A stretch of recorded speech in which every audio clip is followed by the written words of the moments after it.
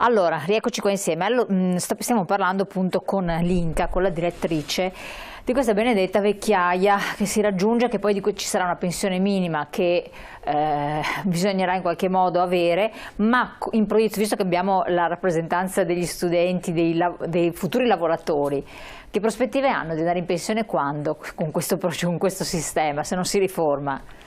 Molto tardi, come dicevamo poc'anzi, perché questi 71 anni prevedono sì la possibilità di andare in pensione, però bisogna vedere il bagaglio contributivo che poi è stato maturato, e comunque nel sistema contributivo non è previsto un'integrazione al trattamento minimo, perciò quello che è stato versato poi alla fine sarà l'importo della pensione, non potrà mai essere adeguato se non in determinate condizioni, adesso troppo tecnicistiche, ma però che a cui non potranno accedere tutti quanti. Quindi non solo raggiungere l'età pensionabile, ma anche raggiungerla garantendo un importo di pensione che possa essere dignitoso, che possa dare dignità a questo status, di trovarsi nelle condizioni di non essere più in grado di lavorare e di non avere nemmeno quel reddito che ti garantisce una vita dignitosa.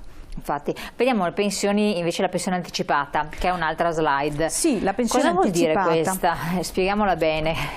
La pensione anticipata è la pensione a cui la stragrande maggioranza delle persone possono accedervi ora con il bagaglio contributivo che si possono trovare alle spalle, avendo avuto appunto degli anni in cui il lavoro poteva essere garantito.